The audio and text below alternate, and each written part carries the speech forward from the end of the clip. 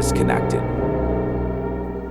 Rachel's apartment smelled faintly of coffee and old books, with the occasional tang of leftover takeout. The blinds were drawn, letting only slivers of pale sunlight streak across her cluttered desk, illuminating the scattered sticky notes, half-empty mugs, and her black leather notebook with its chaotic scribbles. Her monitors glowed softly in the dim room, casting a ghostly light across her face and reflecting the deep exhaustion beneath her eyes. Outside, the city hummed with life. Distant sirens, chatter from the street below, cars bumping over potholes. Inside, the only sounds were the faint tapping of keys, the hum of her laptop, and the occasional click of her mouse. Rachel had not left her apartment in several days, not because she couldn't, but because she didn't feel the need. Work was remote, emails were answered punctually, spreadsheets submitted with mechanical precision. Her life existed online. Reddit threads she scrolled endlessly, 4chan posts that developed in the chaos, YouTube videos stacked in multiple tabs. She posted memes she found hilarious, commented on the odd posts, and occasionally laughed softly at something only she seemed to understand. Her only real connection to another human being was Jasmine. The two of them had been friends for years, maintaining a delicate thread of conversation through webcams, instant messages, and shared memes. They talked about trivial things, joked over silly videos, and occasionally shared quiet moments of empathy. Did you see that one about the guy who brought Roomba to his cat and the cat just sat there plotting world domination? Jasmine asked one evening, leaning into the webcam, hair falling into her eyes. A thud emanated from the vent. Rachel snorted softly, pushing her hair behind her ear. Yeah, I saw it. I posted to 3 different threads. Nobody appreciated my genius humor. She leaned back in her chair, sipping from a mug of lukewarm coffee. The internet has officially lost its sense of humor. They laughed together, and for a moment, Rachel felt the warmth of connection that the outside world usually denied her. She glanced toward her window, catching the faint reflection of the hallway outside, and noted without thinking how it still looked. The apartment was quiet, orderly, a small universe that belonged entirely to her. Jasmine had suggested Beeble, a dating app she swore was different. No pressure. Jasmine had insisted, Just casual swipe, chat, and have fun. See who's out there. You might meet someone interesting. Rachel shrugged, mostly indifferent, but curiosity nudged her fingers towards the screen. She swiped idly, scrolling past profiles until one caught her eye. His humor was dry, his captions clever, his smile relaxed but unassuming. She matched with him and hesitated only for a moment before sending a casual, Hey, noticed we matched. You're funny. The conversation was brief, casual, safe. They joked about terrible local coffee, the absurdity of memes circulating on Reddit, and some ridiculous YouTube videos they couldn't stop laughing at. Rachel didn't think much of it except that it was a distraction from monotony of her apartment. Then came the message that made her pause. Where do you live again? She typed, almost joking. 4A, he replied. Rachel froze. She typed back slowly, her fingers hovering over the keys. 4B. Mark, her neighbor, quiet, unknown, suddenly familiar in a disorienting way. The coincidence sent a small shiver down her spine, though she dismissed it as a harmless curiosity. Their chat continued, harmless on the surface, peppered with small jokes and shared observations. But Rachel found herself noticing subtle details that she hadn't before. The way he phrased sentences, the faint undertone of confidence, the ease with which he navigated conversation. She smiled faintly to herself and closed the chat. Nothing dangerous, just weeks passed, and the conversation with Mark became a part of Rachel's routine. Jasmine teased her about it, sending memes about first dates and awkward encounters. while Rachel rolled her eyes but secretly looked forward to the brief human connection. The date was casual, a small cafe with dim, warm lighting. Steam rose from the mugs and the faint aroma of roasted coffee mingled with pastries baking in the oven. They talked about the inconsequential things, memes, 4chan threads, YouTube videos, but also the little oddities of their daily lives, sharing glimpses of themselves beyond their online personas.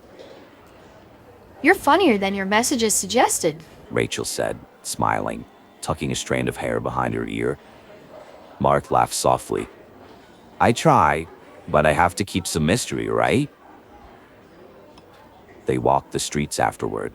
Night air crisp, city lights reflecting in puddles from an earlier drizzle. Rachel felt safe, comforted by the normalcy, unaware of the subtle tension lingering beneath Mark's calm demeanor. When he offered to walk her home, she accepted, smiling at the convenience and trust she felt toward a stranger-turned-neighbor. It seemed innocent, routine, mundane. The hallway to her apartment was quiet, lit only by the soft glow of wall sconces, shadows stretching across the floor. Mark's tone shifted subtly, almost imperceptibly, as he invited her to see something cool in 4A. Rachel hesitated only for a second, curiosity nudging her forward. The apartment next door was neat, sterile, eerily quiet. It wasn't until Mark had slipped up. He mentioned something that only Jasmine and Rachel had shared together. Immediately, Rachel knew something was wrong. The abduction was swift, almost clinical. Mark's manipulation was subtle, his charm masking the danger. One moment she was laughing at a minor joke, the next she realized the door behind her had closed with a deliberate click. Panic flared, but before she could react, he had her in a position she couldn't escape. It was over quickly. Rachel's presence disappeared from her apartment, leaving behind only the hum of her laptop, her half-drunk coffee, and the black leather notebook she had left open on the desk. No struggle, no signs of entry. It was as if she had simply evaporated. Outside, the city continued, indifferent. Sirens blared, pedestrians laughed, cars rumbled over potholes. Inside 4B, nothing changed except the absence of life. Rachel was gone, and the world would soon notice. A week had passed before Jasmine had noticed the absence. Calls went unanswered, messages left unopened. The webcam remained dark. Anxiety began to gnaw at her.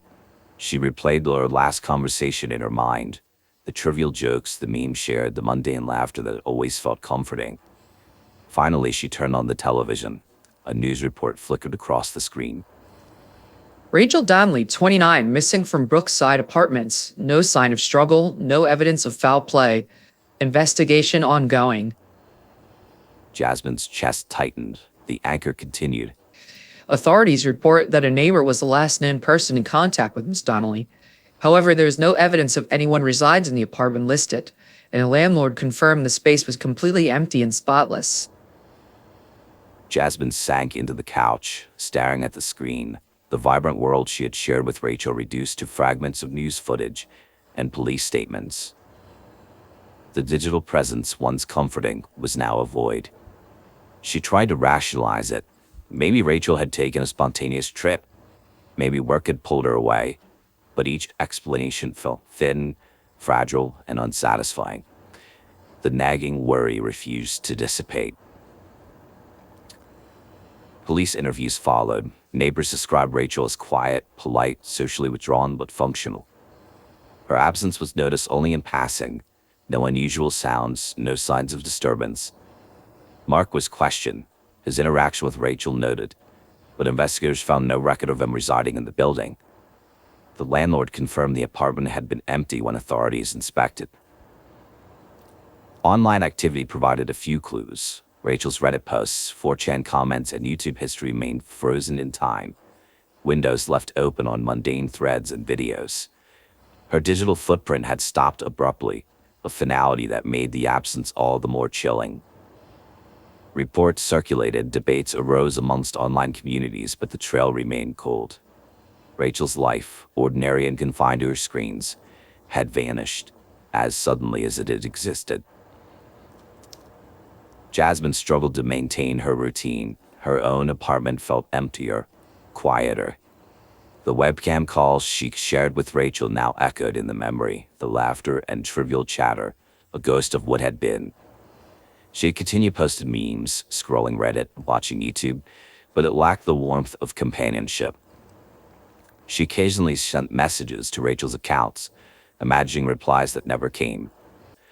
But Rachel's absence remained a shadow of her every mundane moment. Months later, Jasmine moved into a new apartment. She unpacked boxes, set up her computer, and left her door open while bringing groceries inside. Music floated softly down the hallway, a comforting hum of life.